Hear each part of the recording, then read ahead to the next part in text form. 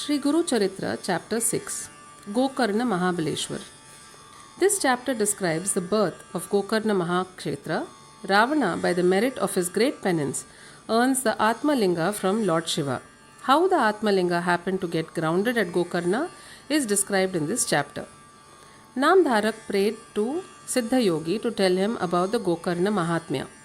He said it must have had great significance as it was a place chosen by Sri Pada Sri Vallabha in preference to all other holy places in Bharat for his sojourn and stay.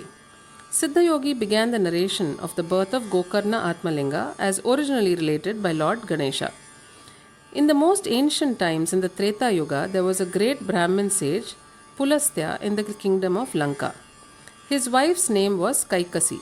They had a son named Ravana, who was the ruler of the kingdom. Ravana had 10 heads and 20 arms, and he was unusually mighty and strong. Kaikasi was a great devotee of Lord Shankara, and she offered worship to a Shivalinga every morning. She would not take food until she finished her worship.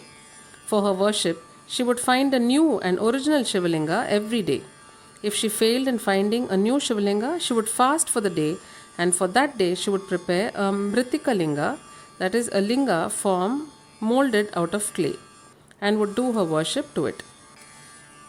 One day, as Kaikasi did not get an original Shivalinga, she was doing her worship to a Mritika Linga, which she had prepared.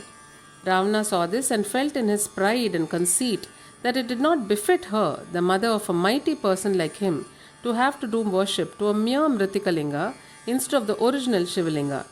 He said he would bring down the Kailash itself along with Shankara into Lanka for his mother's worship. He made a vow to this effect and set out for Kailash. Reaching there, he tried to pull out the Kailash mountain for taking it to Lanka. The mountain began to totter. The Devaganas and even goddess Parvati were being tossed about. Even the heavens and netherworlds became shaky and extremely panicky. Goddess Parvati asked Shiva what was happening, and Shankara told her that Ravana, the son of his great devotee Kaikasi, was trying to pull out the Kailash to take it away to Lanka for his mother's worship. He said that Ravana was a great devotee of his, and hence he was refraining from doing anything in the matter. But with further pleadings of Parvati, Shankara intervened and pressed down merely with the toe of his right foot, which nearly crushed Ravana under the mountain. Ravana realized his folly and started praying to Shankara for his mercy and grace. In his rich musical voice, he began singing Samavedic hymns in the praise of the Lord. He undertook penance.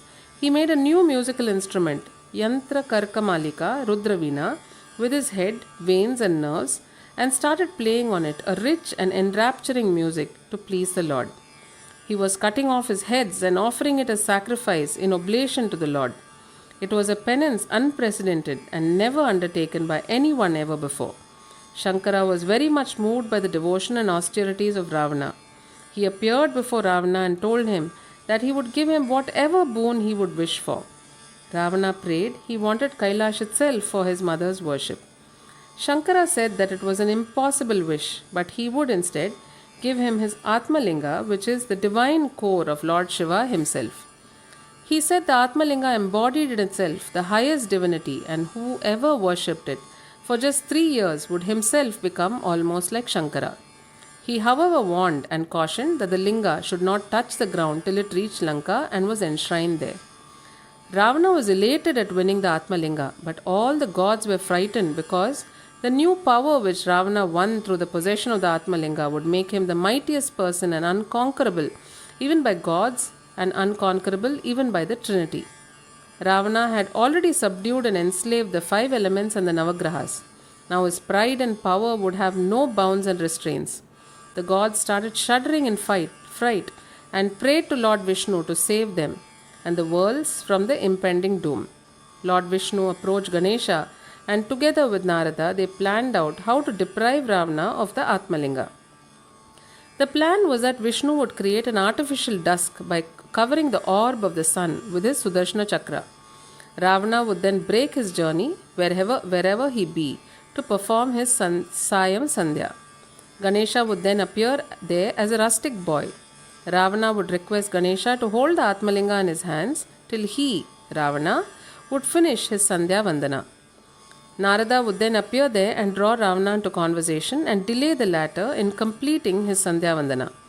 In the meanwhile, Ganesha would ground the Atmalinga. Ravana was still midway to Lanka, proudly carrying the Atmalinga. The sun suddenly dimmed down due to the contrivance of Vishnu, and giving the impression that it was already nearing dusk. Ravana was a meticulous observer of the daily rituals and therefore was keen on doing his Sandhya Vandana before sunset was over. But what to do with the Shivalinga while doing the Sandhya Vandana? Shiva told him that it should not be kept on the ground till he reached Lanka.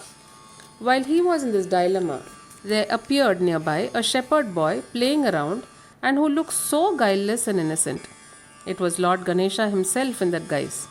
Ravana called out to the boy and pleaded with him to hold the Shivalinga for him till he finished his evening oblations to the sun deity. The boy pretended that he was in a hurry to get back home as it was getting dark.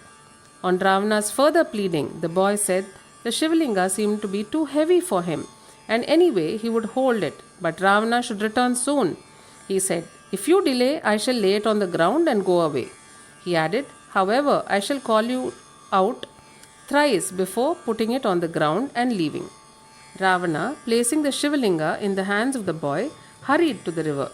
There he was accosted by Narada, who went on complimenting and congratulating him for winning the Atmalinga, which is the most powerful linga in the whole world. He said, "It will make you the mightiest person in the world, and you will forever rule over all the gods." Narada thus delayed Ravana, engaging him in conversation. Before Ravana could finish his Sandhya Vandana, he heard the boy calling out to him. Ravana took it easy, but nevertheless completed the Sandhya Vandana fast and hurried back. Lo! By the time he reached back, the boy had already grounded the Shivalinga. Ravana was furious with the boy, but the boy pleaded, "It was too heavy for me. I called out for you thrice. As you did not return, I couldn't help laying it on the ground." Ravana tried with all his might to pull out the Shivalinga. The more he pulled, the more firmly it was getting stuck in the ground. However, with the pull of Ravana, the linga got twisted and elongated into the shape of a cow's ear, Gokarna. As it withstood the mighty strength of Ravana, the Shivalinga came to be known as Gokarna Mahabaleshwar, and the place also came to be called Gokarna Mahabaleshwar, and is deemed most holy as the Shivalinga was installed there by Lord Ganesha, the foremost of the deities, and furthermore the installation was done at the instance of Lord Vishnu himself. It is said that Ravana did the severest of penances at this place only and attained all the boons from Lord Shiva. All the gods also are said to have done great penances at this place. The power of this place has been described in detail in the Skanda Purana. Thus ends the 6th chapter of Sri Guru Charitra, describing how the Atmalinga of Shiva found its habitation at Gokarna and made it one of the holiest spots in the land. Glory to the all-merciful, the omnipresent, and the ever-responsive Gurunath.